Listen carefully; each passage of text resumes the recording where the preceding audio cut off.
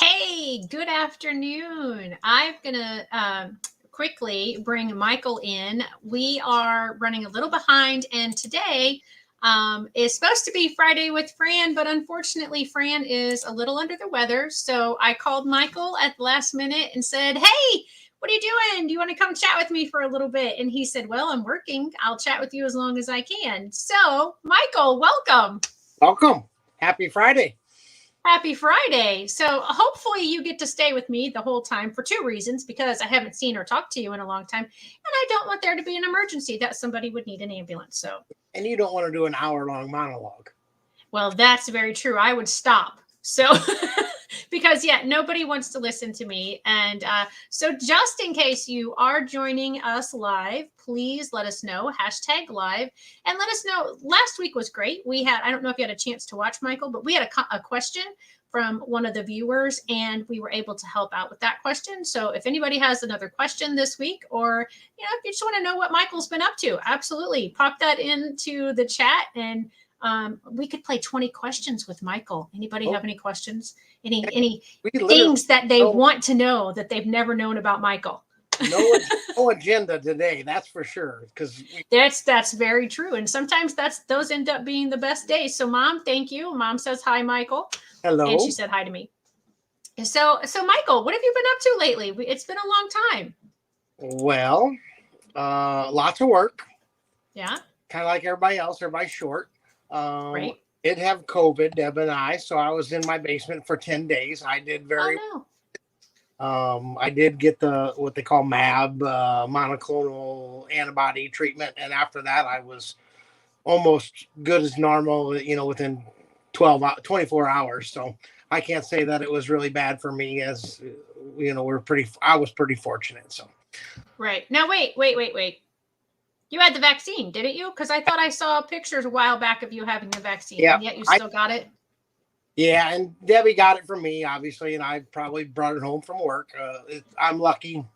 It's that we're in the ambulance all the time with COVID patients, so it's it was just a matter of time. So it was very mild for me. I can't say that it was horrible. But I spent 10 days in my basement and gained 15 pounds. So all you do is watch. Yeah, exactly. And, even before, because Kevin and I have both had COVID as well. We had it last November. But even before that, Kevin was joking that, he'd already gained his COVID-19, meaning he'd gained 19 pounds from the time we had, started the whole quarantining, lockdown, all that sort of stuff. And we didn't have very severe cases either. His was more so than mine, but we thought his was a sinus infection for several days. And so he didn't go to the doctor right away. And then when he did, and he got the test and he was tested positive, it was 2 or 3 days later, and I realized I couldn't smell anything. And that was really the only thing that I had. So did you lose your sense of smell or taste? Only for about 3 days, and I didn't totally lose it. I could taste salt and I could taste sweet, but I had some summer sausage and I could taste the salt in it, but I couldn't taste any of the smokiness, any of the pepper flavor, any of the garlic in it. It was just the salt. So but Debbie had lost her taste for probably a good 2 weeks, and mine was back in just a few days. So I still don't have my full sense of smell back. And it's been, like I said, since last November. So it's really strange, just really strange how it affects people differently. I mean, I'm a diabetic. That's how I got the monoclonal antibody treatment. And I'm, 3 or 4 pounds overweight. That's okay. Just 3 or 4. And so, I was concerned, but like I said, I made it through it. There are some people that obviously don't do well with it, and I'm here to take a side of just my experience with it, and plain and simple. So, but we're here. I'm happy. I'm back to work, and working like crazy. I'm doing what every good paramedic does today. I cleaned out gutters here at the ambulance base. So. Oh, well, I mean, that's absolutely essential for paramedics to have a clean gutter on their building. Well, sure. The other day when it rained, so I could hear the water running over the gutter, and like, ooh, that cleaned out. So, yeah.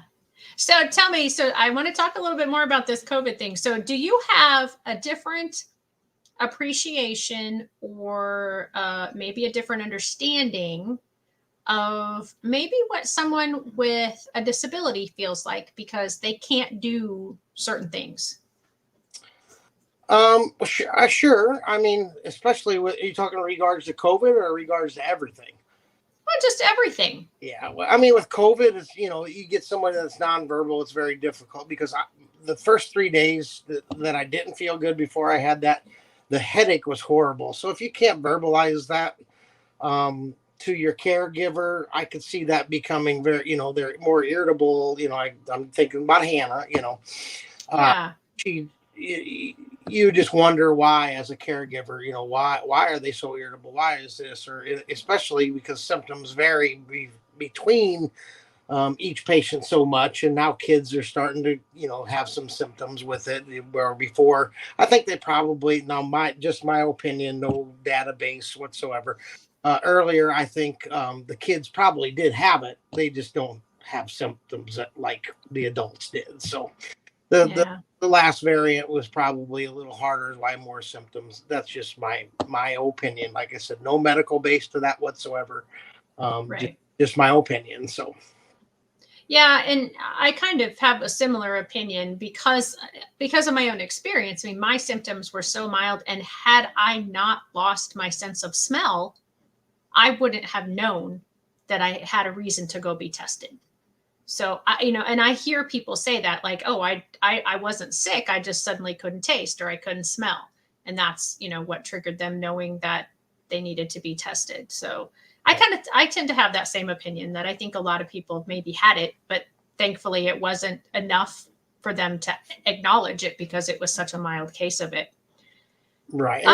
It's a hot topic. I get it, but I've transported a lot of people. Some say, oh, I had hangovers that were worse. And I had some people that obviously, unfortunately, right. And some of them were people that I knew very well. So it was a difficult last 2 years, especially on the nursing, the EMS, the doctors. There's less nurses, less doctors. I would say there's less EMS right now than there ever has been before, when we need it probably the most. Yeah. We're kind of on a lull right now as far as ambulance, but the hospitals are full, and I think that's why we're a little bit slower, because we don't have anywhere to take them. Right.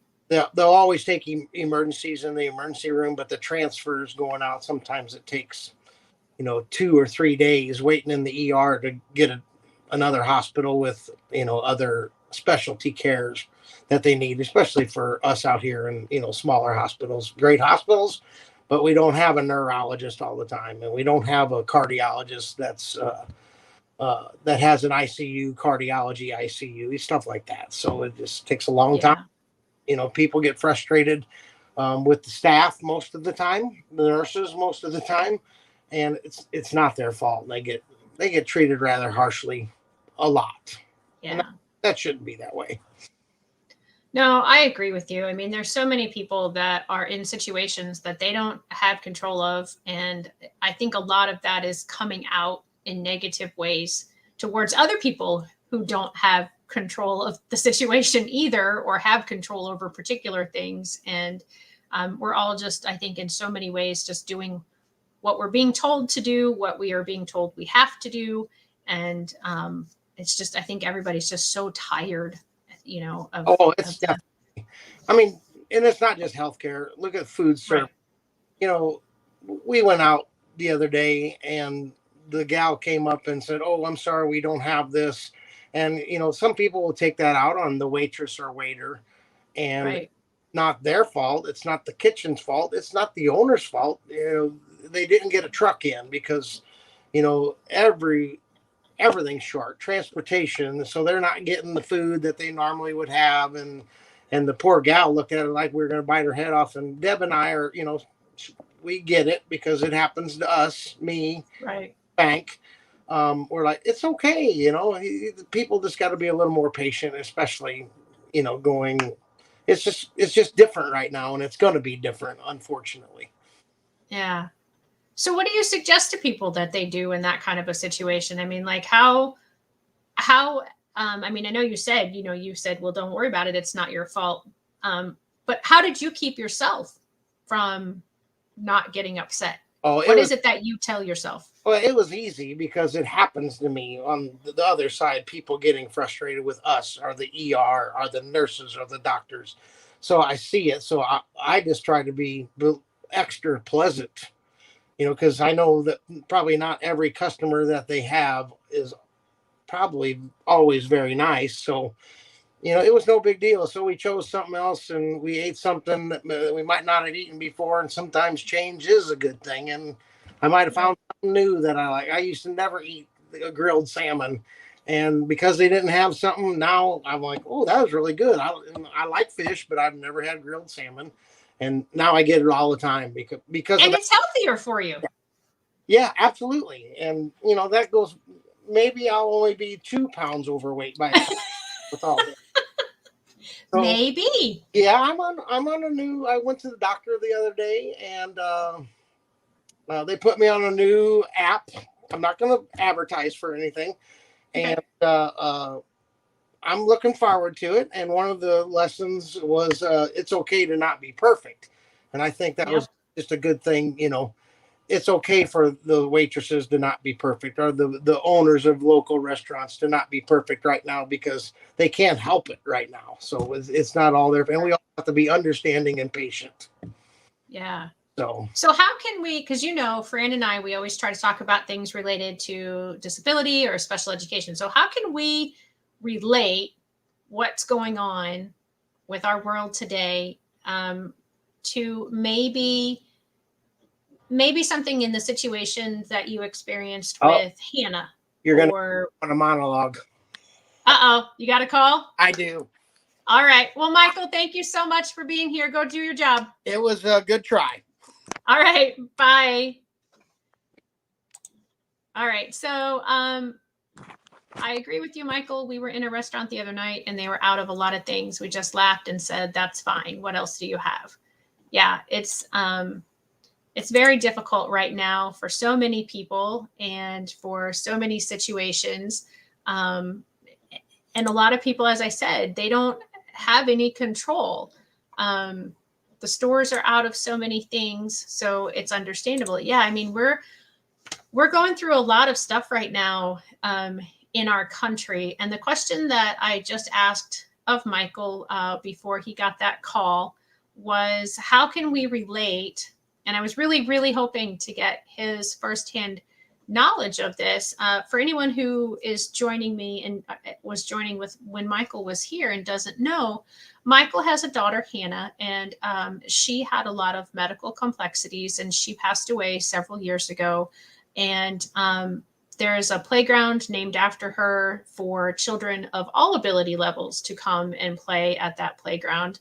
And so I was hoping that, he would have some correlation for me, as to maybe some of the things that he experienced as the parent of Hannah, and trying to get things for her when they needed them, because I'm sure that was not always simple and not always as quickly done as what he would have liked. So unless somebody is joining us that has a question, I really don't want to just ramble on by myself. So I know there's usually a little bit of a lag, so I'll wait about 10 or 20 seconds for any questions that might pop up. And again, Fran was out today. She is a little under the weather. And so Michael stepped in at the last minute for me. Unfortunately, Michael had an emergency call. He is an ambulance. He is an emergency medical technician, for anybody who doesn't know, or emergency. I'm not sure. I think he's an EMT. I think that's his official title. And so for anybody who didn't know, that's why he had to leave, because there was an ambulance call that he needed to go out on. So I guess This is just going to be an extremely shortened version of Friday with Fran. Hopefully, Fran and I will both be back next week. Next week, I will be right in the middle of, I have been organizing a mental health awareness walk in memory of a young lady who lost her life to suicide 3 years ago. That walk is happening next Friday evening. And I think I can still carve out my time to do Friday with Fran amongst everything else that I will be doing that day. I'm not sure, but I think I can do it. So hopefully we will be back. And if not, I will see you in 2 weeks, but hopefully we'll all be back together next Friday. Thanks, everybody.